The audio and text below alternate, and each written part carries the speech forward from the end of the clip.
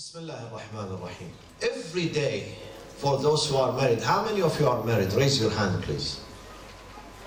MashaAllah, almost one-third. One-third. So we have to deal with other two-thirds soon, inshallah. For those of you who are married, and those of you who are going to get married, inshallah, soon, the period post-marriage is very critical. And therefore, certain ingredients have to be there in the marriage to keep it safe. Especially with the skyrocketing rate of divorce that is taking place in every country. It used to be in the West, in Europe, in America. Now, you go to Egypt, you go to Morocco, you go to Iran, you go to Iraq, you go to Lebanon, you go to Saudi Arabia, Emirat, wherever you go, the rate of divorce is skyrocketing. Why? Because people do not adhere to the rules, the adab, the manners of marital life. But when you take care of them and every day ask God to enhance your marriage, to support you, to stand with you, to keep your family united. Every morning when you wake up in the morning and you do Salat al-Fajr, there is a beautiful dua, which is written in the books of dua. You can find it. وَعِيدُ نَفْسِي وَدِينِي وَأَهْلِي وَمَالِي وَوُلْدِي وَمَا رَزَقَنِي رَبِّي وَخَوَاتِيمِ عَمَلِي وَمَنْ يَعْنِينِي أَمْرُهُ بِاللَّهِ الْوَاحِدِ الْأَحَدِ الْفَرْدِ الصَّمَدِ. I seek refuge, me, my children, my wife, my family, my grandchildren, my friends, my neighbors, in God. So, one, dua, and second, good conduct. Good conduct. You have to maintain your marriage. Every day is a day of challenge for us. Every single day. I've been married for 35 years. Believe me, I don't take marriage for granted. This December, it would be my 35th anniversary. Okay? I was 20 years old when I got married. My wife was 15 years old. Nobody can believe that. If you say this in the West, 15 years old, well, she's a kid. Today she's a kid, but she wasn't a kid.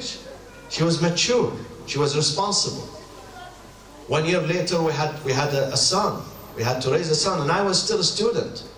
Every single day until now, in these 35 years, every single day, I think about my marriage. I think about how to strengthen my marriage, how to deepen my respect, my relationship with my family, with my wife, with my children, with my grandchildren, with my daughters-in-law, with my son-in-law. Things do not happen by accident. Things are designed. We have to work. If we search for happiness, we have to work for it. It doesn't fall from the heaven, from the sky on us. We have to struggle every day. And God has given us the power, the resources. One of the best resources to protect your marriage is akhlaq and manners. Your manners, you have them. You don't go to the pharmacy and buy akhlaq. You have it. God has given you this ability. And God has given you the choice. Sometimes you use your akhlaq, your manners. Sometimes you don't want to use. If you don't want to use, you're going to suffer. If you use it, you're going to be happy. Your marriage, you're going to get closer to your wife. One thing is important, one ingredient of a safe marriage and healthy marriage, and that is good and healthy communication. We are a human being. Human beings are different from animals. God has given us the power to communicate, to speak, to relate to each other. Ar-Rahmanu allama al-Qur'ana khalaqa al-insana allamahu al-bayan. God has provided us with intelligent speech, not just a speech, intelligent, wise. Allamahu al-bayan. We have to use the bayan at home. Some people use the bayan. They work in a company, they work as a sales agent. He uses his talents, beautiful speech. He uses them outside the house, but he doesn't use it with his wife inside the house. You have to use it inside the house. You have to be intelligent when you speak. You have to know how to speak. Even if you are frustrated with someone, with your wife, you know how to address that issue. If you want positive results. So communication is important. Many marriages, they fall apart nowadays because they don't speak to each other. They don't want to speak to each other. They don't want to sit and face each other and address the problem. They go and tell the people about it outside, but they don't address it at home. This is wrong. You have to address the problem. Whenever there is a problem, say, we need to sit today, tonight. Okay? If you have kids, keep the kids away, put them in another room, or sometimes you can go outside. You don't have to sit at home. Go outside and try to speak and allow the other side to speak too. Do not be the only speaker. Sometimes we are the only speakers, like Moustafa Al Qazwini, the only speaker. This is not good. We have to listen also. We have to listen to the other side. And don't cut them off. Let them finish. Let them finish their sentence. So number one is good communication, healthy communication. We need to spend time, quality time, to speak to each other, to meet each other, to share with each other. If you are frustrated, tell your husband immediately. Tell him, I have a problem, and I'm your friend, and I have no one to share this other than you. So please listen to me. And your husband should listen to you. He should not be arrogant. Some husbands and some wives are arrogant. They don't want to listen. You know, some wives, they have to make an appointment with her husband just to sit and talk to him. An appointment. And he tells her, okay, not this month. This month I'm busy, next month, January. Believe me, it happens. They come and they tell me, this is your wife, you have to leave everything. You have to leave your business, your school, and address this issue. Don't let this issue to be on the back burner, and then you're going to suffer more and more and more. Some of these problems are like cancer. When you have a stage 1 cancer, you don't leave it to get to stage 2, stage 3, stage 4. By the time it gets to stage 4, there is no solution. You have to cure it when it is stage 1. Same thing at home. When we have a problem in stage 1, we address the problem the same day. We don't postpone it until next week. So number one is good communication and listening to each other. Listening to each other. Allow others to speak, to express themselves. Number 2 is forgiveness. My friends, marriage is based on forgiveness. I said tonight many times, we are not infallible. We are not perfect. We have mistakes, we have errors. Sometimes we do stupid things. So we have to have the capacity to forgive our partners. And we have to have the capacity, the ability, the courage to go to our partners and tell them, I'm sorry. We have to incorporate, I'm sorry. In some cultures, they never say, I'm sorry. You know, one of the things I learned when I moved from the Middle East to London, England, here, nearby, next door. First time I went to London back in 1979. And I walked in the street, and all what I heard from the Londoners is sorry, sorry, pardon me, sorry, sorry, pardon me. Wow. We don't, I was in Kuwait at that time, in Iraq at that time, in Iran. I would never hear people say sorry there. Even if they push you, you know, even if they knock you down, they move. Nobody will turn and say, I'm sorry. So I was shocked. Wow, those people are very good. For every little thing they say sorry, sorry, sorry, sorry, sorry. This is good. This is good. This is giving attention to people, giving respect, being sensitive to them, accommodating them, being thoughtful. A Muslim has to be thoughtful. Don't neglect others. وَلَا تَبْخَسُوا النَّاسَ أَشْيَاءَهُمْ. Do not encroach on others' freedom and liberty and honor and status. Don't do that. Don't step on people's dignity. So try to be humble. Try to say sorry. Try to forgive.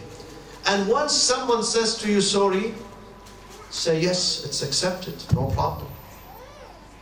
Because again, some husbands or some wives, you tell them sorry, they say, no, I'm angry. Second time sorry, third time, fourth time, they don't want to talk to you. This is not good. Who's going to be hurt? You are going to be hurt. You who refuses to forgive, you are going to be hurt. Why? Because you're going to keep the grudge here inside, in your heart, in this area. And this area should be clean, always, purified. The heart, this area, is dedicated to what? God created heart for what? To love. To love others, not to hate. So if you turn this heart from a place of love into a place of grudge, you're going to feel the pain, believe me. You're going to feel the pain. It takes a toll on you, let alone your partner. So try to forgive. Try to forgive all people, especially your spouse, especially your family members. Don't keep the grudge here. If people do something bad to you, come, address the issue, tell them that this is bad, but I'm willing to forgive you. But please don't repeat this again. Give them a lesson, share it with them. But don't keep the grudge. Be forgiving. Don't retaliate. Marriage is not a place of retaliation. You know, retaliation in the Arab culture, especially Quraysh and the Arabian Peninsula, they believe in retaliation because they are tribal. Their mind is tribal, qabali, asha'iri. Their mind is tribal. They believe in retaliation. If you do this to me, I'm going to do twice to you. If you hit me 1 time, I hit you 5 times. If you kill someone from my family, I'm going to kill 10 men from your family. This is jahili. This is not Islamic. You don't return the evil with another evil. You are continuing this cycle, perpetrating this cycle. You have to believe that there is no retaliation. He did something to me. There's a beautiful saying, my friends. I translate this saying to you. عامل الناس بأخلاقك لا بأخلاقهم. Always treat people with your own standard, moral standard, not their standards. Your own moral standards. Look at yourself as being a Muslim, as being a good follower of Ahlalbait. We learn from them. Those are our leaders. So if someone ignorant or out of ignorance did something bad to me, I should not retaliate. I should not take revenge. Exact revenge here. It's not good. We have to forgive.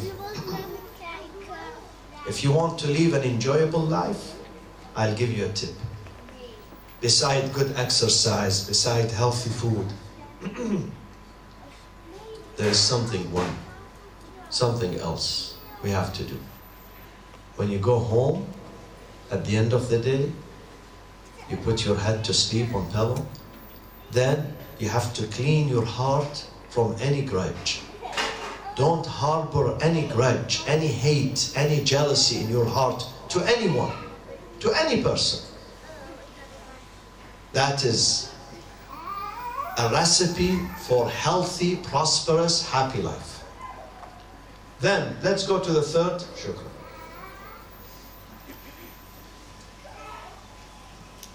In marriage, we have to be open to new ideas. Because sometimes, I'm raised in Iraq, you are raised in Morocco, you are raised in Iran, you are raised in Pakistan, let's say, you are raised in Afghanistan, you are raised in the Netherlands. We follow our culture, our tradition. Not everything in our tradition is good. It doesn't mean that if I'm Iraqi, everything in the Iraqi culture is perfect. Or if I'm Afghani, everything in my Afghani culture is perfect. No culture is perfect.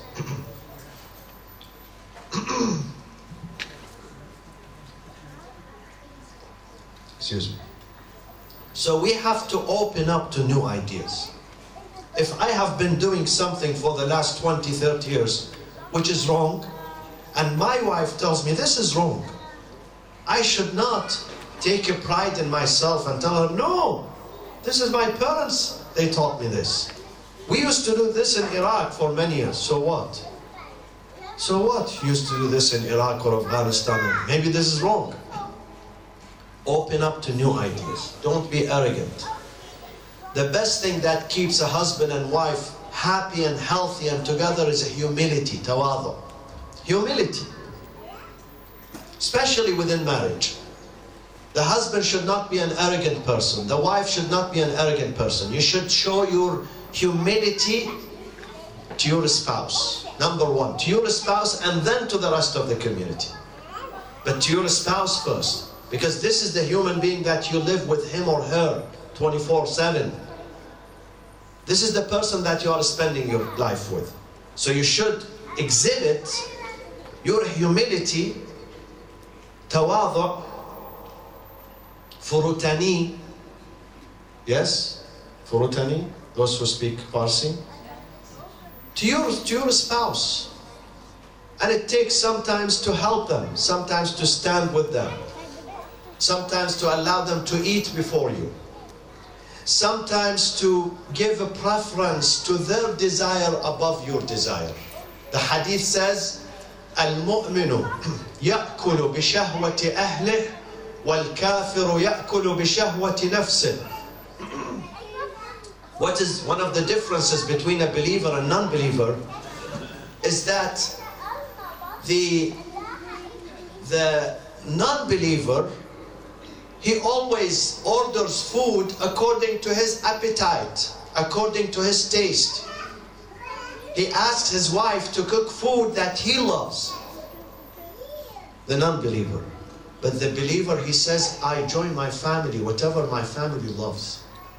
If his wife asks him, what should we cook today? He says, ask the children. What would you like? Whatever you like, I would like. He puts his family first, even when it comes to food. And in every department, he puts his family first. This is a humility. If we don't have a humility, then it will turn into what? Selfishness. If I put myself first, my wife will tolerate me for 1 year, 2 years. After that, she says, I'm tired. I'm tired. Life cannot continue like that. You have to be humble. Humble yourself. Marriage is about sharing, my friends. Not just sharing the bed. Sometimes we think that sharing the bed, so we buy queen bed or king bed, you know, so we can both share it. Or sharing the room, or sharing the car, or sharing the food, or sharing the bank account. These are material things. But there are some spiritual things that we have to share too. Spiritual things is that we share our goals, our dreams, our aspirations, our pain, as well as our happiness. When we are happy together. A good husband is the one when he sees his wife broken, she's unhappy, she's sad, she's depressed. He will come to her. He would not leave her and say, bye, I have to go to work, I'm busy today. He should find out what's happening, why she's unhappy. Same thing with the wife. If the husband comes back home, he looks unhappy. Then she has to ask. She has to try to make him happy. She has to share her happiness with him. If he's in pain, she has to share the pain with him too. She has to stand with him. They cannot say our life is separated from each other. You know, you have your own way, I have my own way. That does not work. This could be friendship, but not marriage. Not marriage. So we have to share. Sharing meaning we have to stand with each other. We travel in the same pace. Same pace. If I am faster than my wife, she's going to be behind. If I am slower, I'm going to be behind. And that does not work. In marriage, we have to travel with the same speed, same pace. So we can take the burden, we can share the burden of this life. The husband should not throw the burden of the children only on the wife. And he says, I'm busy outside. I know you are busy, but you are also a father. You have a responsibility too. You have to care for your children. Or the wife cannot throw the responsibility of the children only on her husband's shoulder and say, I'm busy, I'm working. You are a mother, they need your love, they need your attention. They need your compassion, عاطفة. They need them. The family is built by two, not just one. By two. It's a partnership of a husband and a wife. They work together to sustain the family, to protect the family, to raise the family. So sharing is important. And as I said earlier, willing to sacrifice. The best husband is the one who stands there to sacrifice for his children, to sacrifice for her family. You know, I know some fathers, he doesn't spend money, he generates the money, he makes money. He does not spend the money on himself. He's the last one to use his own money. He spends his money on his wife and his children. He doesn't use his money to provide a good, comfortable life for his family. That's a good husband. That's a sacrificing husband. I know a wife, when they put the food on the table, she's the last one to eat. She keeps serving all of them, and she's the last one to eat. She's the last one to sit. She's the last one to rest. She's the last one to go to bed to sleep. This is sacrificing. Those are noble people. Those are people who deserve that we love them, we admire them, we learn from them. They are a source of inspiration for us. Marriage is about sacrifice. If your husband abandons you, I know some people, when Saddam Hussein disintegrated in Iraq, some people left their families here not in Holland, I mean in the Netherlands, in Europe, in America. They went back to Iraq, and then he married another lady in Iraq, and he left his family here. Because this lady is younger, she's more attractive, she's younger, she's fresh, so I want to enjoy my life. And he abandoned his wife and his children here in the West. He abandoned them. This is a selfish person, selfish. I know God allows you to marry more than one, no problem. But then where is sacrifice? This wife who stood with you, day in, day out, during hardships, difficulties. She was with you when you were poor, when you had no job. She was loyal to you. Now that you made some money and some position, you dump your wife and your family and you go for someone else. This is not sacrifice. This is not loyalty. Then, how much time we have? 3 more minutes. Let me go through them very fast. Someone mentioned earlier, mutual respect. My friends, yes, we are husband and wife. We are very close to each other, but we have to respect each other. Respect does not mean that I become very serious, I frown, Maulana, Kefkum, I speak with formal language. No. It's not that. You don't have to speak formal language, You don't have to frown. Respect means don't put each other down.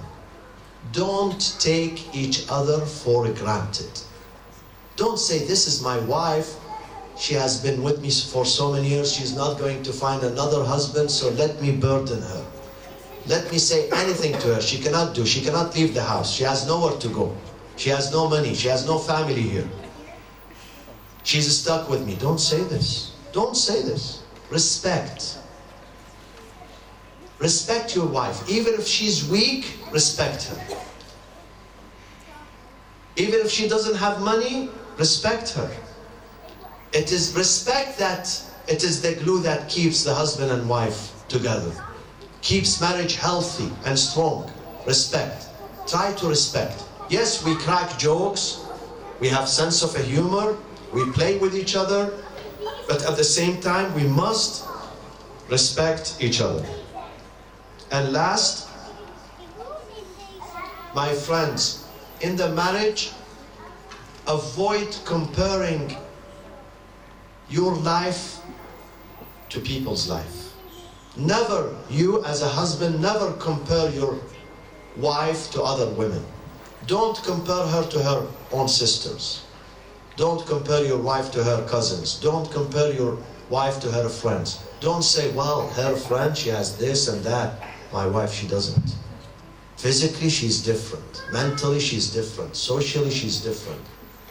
Her size is different than their size. Her color is different. Don't say that.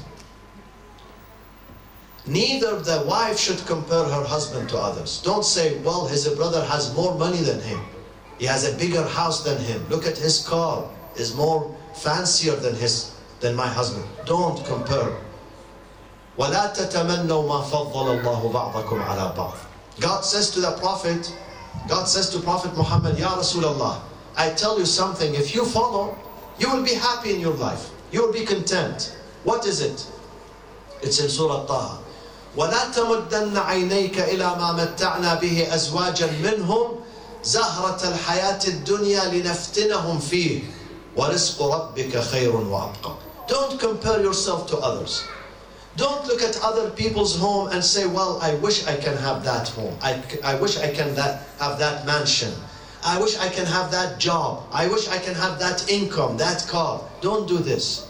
Because you're going to remain to spend the rest of your life torturing yourself. You're going to live in suffering. Because you compare yourself to others, and when they have something more than what you have, you're not going to feel good about it. So don't do that. وَرِزْقُ رَبِّكَ. Look at what God has reserved for you. Sometimes you live in a small house, in one-bedroom house, but God is happy with you. God is proud of you. وَرِزْقُ رَبِّكَ خَيْرٌ وَأَبْقَى. So don't compare your family to others' family, to other people's family. Don't compare. You have to have qana'a, satisfaction, inner satisfaction.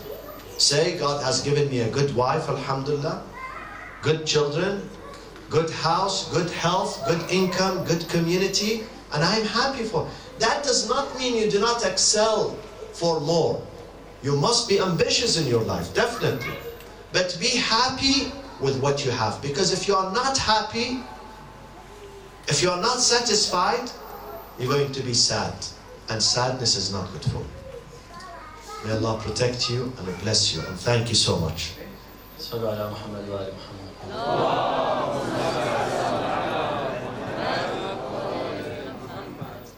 Thank you very much, Sayed, for your words which have inspired a lot of